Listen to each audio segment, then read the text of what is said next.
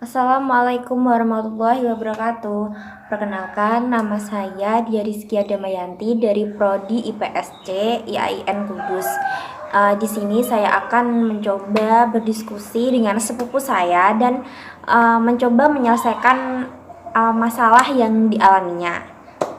Nama saya Aisyah Andi Nur Aini. Saya adalah salah satu siswa dari SMA di Kabupaten Pati.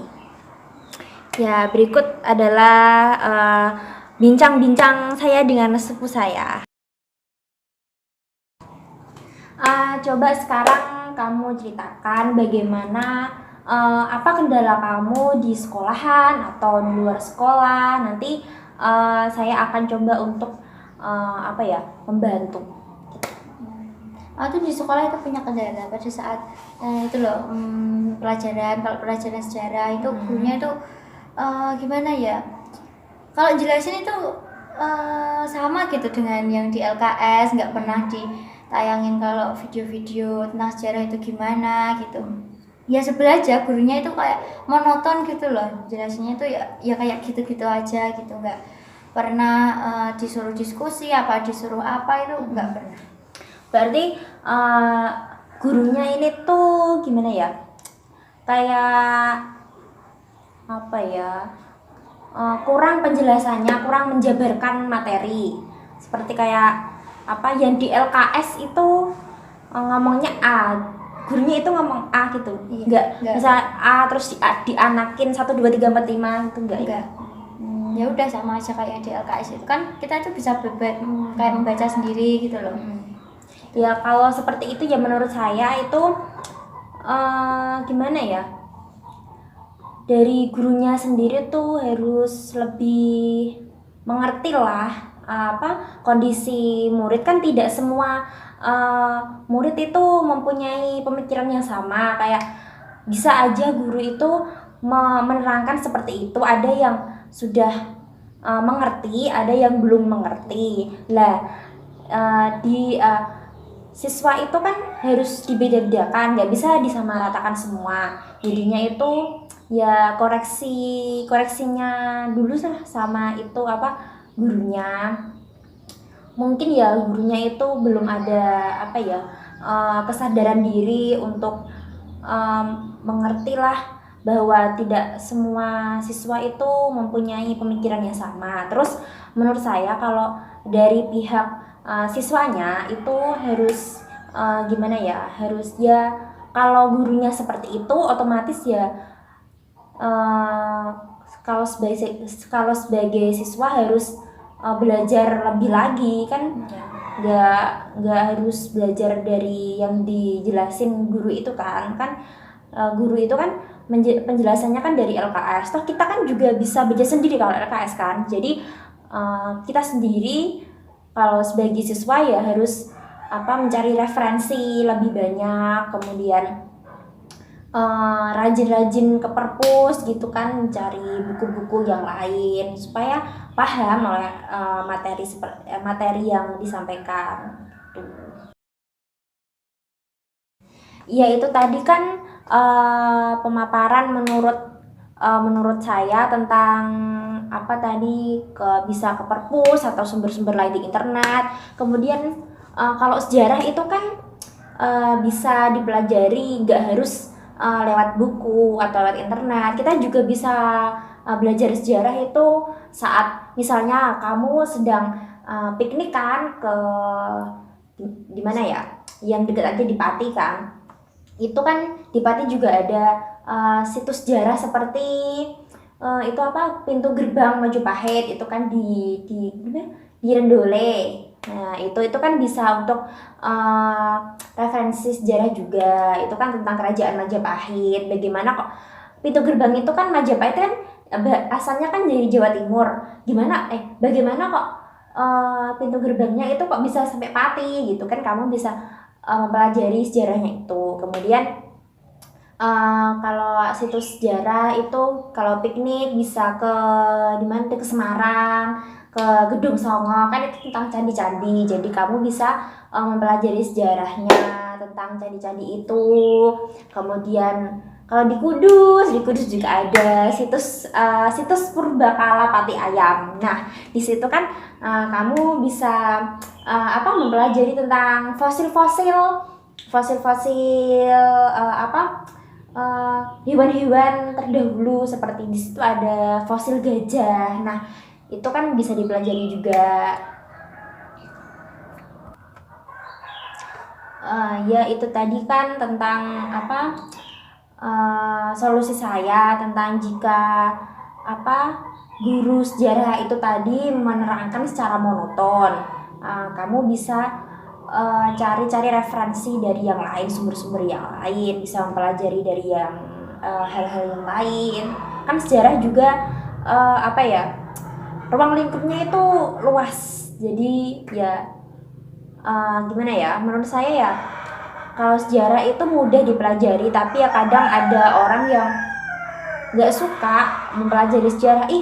Biasanya tuh nih, gimana sih sejarah itu, ngapain sih belajar sejarah gitu kan, ngapain sih belajar masa lalu gitu kan. Padahal itu kan penting, seperti belajar sejarah tentang masa proklamasi, masa revolusi, masa penjajahan Jepang dulu. Jadi kan kita juga bisa mengingat bagaimana perjuangan bangsa Indonesia untuk merdeka. Bagaimana jerih payahnya, susah payahnya, suka dukanya bangsa Indonesia dulu itu. Jadi ya begitulah kurang lebihnya dari saya tentang menurut saya tentang pembelajaran sejarah. Terus kemudian apalagi yang di sekolahan yang mungkin tidak suka lagi, mungkin dari gurunya atau mata pelajaran yang lain? Aku tuh ya gimana ya, kalau di sekolah itu paling sebel itu ya dengan teman-teman itu loh. Teman-teman tuh kalau pada saat pelajaran itu ya, pada saat kalau kita fokus pelajaran, dia tuh selalu mengganggu gitu loh. Selalu entah itu mengambil pulpen, entah itu mengambil buku, ataukah melempar-lempar kertas kayak gitu. Kan ya jadinya tuh kayak mengganggu pembelajaran kita gitu loh. Berarti intinya itu teman-teman kamu tuh usil gitu ya, saat pelajaran? Iya, saat pelajaran, sampai gurunya aja sebel. Oh, berarti ada gurunya, dia masih gitu, cewek atau cowok? Cowok. Cewek juga ada, mungkin dia tuh kalau yang cewek itu selalu ngajak ngobrol gitu loh. Kayak gitu. Lah kemudian itu pas semua dia itu seperti itu saat pelajarannya siapa, atau mungkin semua guru dia perlakukan sama seperti enggak, itu? kalau yang gurunya ada gitu ya, agak yang galak gitu, ya enggak berani. Terus dari guru yang mungkin pas dia seperti itu gurunya nggak ada respon apa-apa? Ya mungkin cuma ditegur 1-2 kali, setelah itu kalau gurunya udah ya udah dibiarin aja gitu. Kan gurunya udah sampai gimana ya? Ya udah sampai kalau ngomonginnya tuh kesel gitu. Udah dibiarin aja. Mungkin nilainya tuh langsung dikurangin ataukah apa kayak gitu. Gitu. Nah, terus dari respon teman-teman yang lain gimana? Ya sama juga jengkelnya seperti itu. Mengganggu gitu? Iya.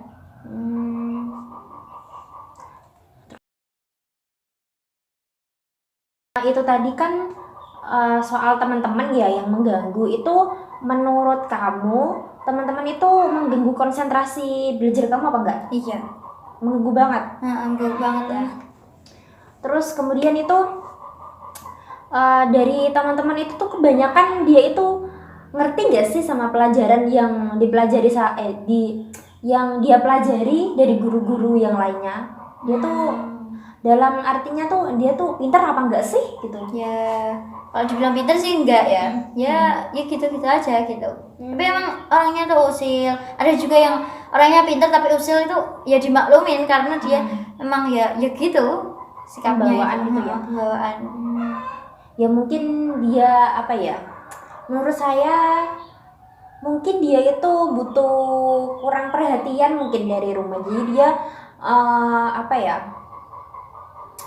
menarik orang untuk bisa apa ya apa ya, bisa mengerti, bisa melihat dia kalau dia itu aku tuh gini, jadinya dia itu menarik perhatian seseorang agar seorang itu tertarik padanya, padahal itu kan kurang nyaman sih di kitanya, tapi dianya ya biasa aja, malah senang-senang aja gitu kan. Eh, iya tadi kan itu soal apa ya, sejarah kan ya.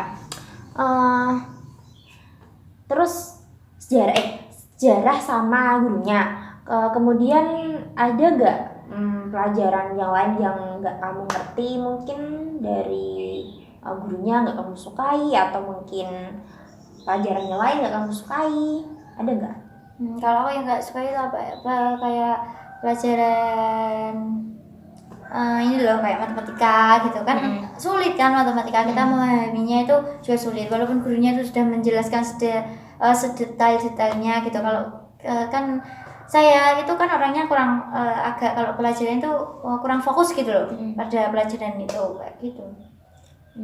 Jadi ya apa ya, kalau matematika sih ya emang menurut saya ya sulit sih. Saya sendiri juga pas apa ya, SMP juga sulit, tapi menurut saya kalau pelajaran matematika itu menurut saya ya itu tergantung gurunya, tergantung gurunya yang mengajar. Gini, kalau gurunya itu enak, misalnya kayak apa ya, pelajaran misalnya bab apa ya, geometri, nah atau aritmatika gitu kan. Kalau kan nggak semua apa ya, siswa itu kan mengerti ya, jadinya itu apa ya, dipilih sekiranya siapa siswa yang nggak mudeng gitu loh, belum mengerti, itu disuruh maju ke depan kemudian mengerjakan soal. Nah itu kan nanti kalau dia disuruh maju ke depan terus kan mengerjakan soal itu kan otomatis dia akan mengerti. Nah itu nanti kan dia sedikit demi sedikit kan jadi paham tentang materi itu gitu. Terus mungkin guru matematikanya nggak begitu apa ya, nggak begitu enak kan. Ya kayak kurang menyenangkan gitu kan. Gurunya itu kalau menerangkan itu ya menerangkan terus gitu, nggak ada apa ya kayak caranya tapi ya monoton gitu atau monoton gitu. Kalau pelajaran terus nggak dikasih kayak kayak game permainan gitu loh. Gurunya itu ya pelajaran gitu aja terus gitu. Kan jadinya kita itu juga kalau matematika kan ya kita itu berpikir keras gitu loh untuk pelajaran itu gitu loh. Berarti gitu. Gurunya itu menurut kamu sepaneng apa enggak orangnya? Sepaneng. Oh, pantesan. Iya. Kalau guru matematika itu kan matematika pelajaran serius. Terus gurunya juga serius. Nah, itu yang membuat apa ya? Siswa-siswa itu kurang mudeng, kurang mengerti gitu. Harusnya itu guru kan matematika kan pelajaran susah ya, terus menguras otak.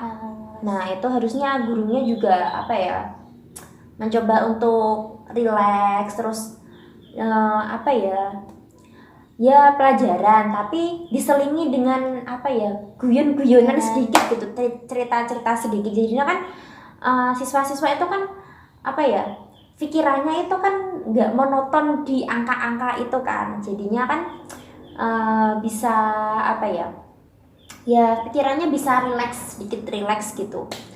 Karena saya juga pernah itu waktu SMP itu kan guru matematika kelas 1 sampai kelas 3 itu nggak mudeng aku pelajarannya, aja nggak mudeng itu apa harus bagaimana itu kan, cuma ya mudengnya ya 60%, 70%, nggak mudeng semuanya gitu. Terus baru pas SMA itu kan dapat guru, alhamdulillah sih dapat gurunya tuh enak, terus suka guyon. jadinya kan pelajaran serius tapi nggak dibikin serius gitu, jadinya kan ya enjoy aja gitu kan. Kemudian kalau kan ada guru itu guru matematika ya itu kayak apa ya, remedi gitu kan, kalau ulangan remedi gitu kan. Ada yang sistemnya remedi itu kalau nggak lulus di bawah KKM pas remedi itu ya udah itu nilainya, atau enggak ya enggak diadakan remedi gitu kan biasanya. Guru matematika kamu gimana, ada remedi nggak? Kalau remedinya enggak sih, tapi kamu itu disuruh mengerjakan yang salah-salah aja itu sebanyak, kadang tuh 100 kali atau sebanyak-banyaknya lah, biar kamu itu mengerti kesalahan kamu tuh yang di mana. Pasti kayak gitu. Kalau ulangan gitu? Ulangan itu juga gimana ya, enggak satu bab itu ulangan. Pasti itu kalau ulangan itu nanti digabung 3 bab itu ulangannya langsung sekali, soalnya itu langsung banyak gitu kan. Jadi kan kitanya tuh kayak belajarnya itu keberatan, apalagi kan dalam sehari kan pelajaran kan nggak hanya matematika gitu loh. Apalagi kalau pas ulangan matematika nanti juga ada ulangan yang lain kan ya, terbagi gitu kan, nggak bisa 100% untuk belajar itu. Ya sih ya, menurut saya ya itu sih ya, dari gurunya juga harus introspeksi diri gitu kan. Pelajaran matematika kan sepaneng gitu kan, jadi ya menurut saya kalau sepaneng sama sepaneng digabungin kan ya jadi buyar kan di otak gitu. Jadinya ya apa ya, ya dari gurunya sendiri ya harus mengerti kalau matematika itu bukan pelajaran yang mudah gitu. Terus dari siswanya sendiri menurut saya itu harus gimana ya usahanya untuk mengerti pelajaran itu bagaimana. Contohnya seperti les privat atau mungkin les bimbel di luar kan. Kalau misalnya les privat itu kan bisa tanya-tanya personal gitu kan, jadinya kan lebih mengerti, lebih mudeng materi itu, nggak malu-malu kan. Kalau misalnya les di bimbel kan orang banyak, biasanya kan kalau mau tanya, Bu ini gimana ya, kan kadang itu malunya tuh teman saya kok udah mudeng ini, tapi kok saya kok belum mudeng ya, aku kalau mau tanya kok takut atau gimana gitu kan. Jadinya kan dia gak mudeng tapi gak mau tanya gitu, jadinya ya dia les atau enggak ya sama aja gitu kan. Kemudian kalau les bimbel juga itu bisa membantu, tapi ya itu tadi harus aktif gitu kan. Kan di les-lesan kayak bimbel gitu kan nggak cuma satu orang gitu kan. Jadinya ya kalau dia nggak tanya atau dia nggak aktif ya otomatis nggak bakal mudeng gitu kan Kak. Kalaupun ada bimbel, itu ada sih bimbel, salah satu bimbel itu cuma satu ruangan itu cuma berisi sedikit kok, nggak ada 10 orang mungkin. Jadinya kan kalau mungkin kalau anak-anak yang nggak suka keramaian atau belajar dalam keramaian nggak bisa, itu kan bisa di situ. Jadinya kan kalau dari gurunya sendiri di situ menurut saya ya bagus sih. Bisa mengontrol satu-satu kan, di situ kan cuma sedikit nggak banyak gitu kayak les-lesan biasa gitu kan. Jadinya lebih sedikit maksimal lah gitu. Tapi menurut saya lebih maksimal kalau les privat, jadinya kan kalau mau bertanya-tanya kan nggak ewoh cara gitu, nggak ya lebih mudeng aja sih, biar lebih mudeng belajar matematika. Atau juga pelajaran matematika juga itu kan nggak susah-susah banget menurut saya. Tapi ya kalau nggak mau belajar ya tetap aja kan susah gitu. Ya itu tadi menurut saya tentang matematika, bagaimana mengatasinya. Terus ada yang kesulitan lagi di sekolah? Nggak ada menurut saya ya cuma itu aja. Ya untuk ya apa ya, dari gurunya, intinya ya dari gurunya sendiri harus memperbaiki, terus dari siswanya sendiri harus belajar lebih, nggak harus mengandalkan gurunya. Nah itu tadi diskusi kita berdua, dan saya mencoba untuk memberi solusi bagaimana tentang permasalahannya dia. Nah, cukup sekian dari kita. Wassalamualaikum warahmatullahi wabarakatuh.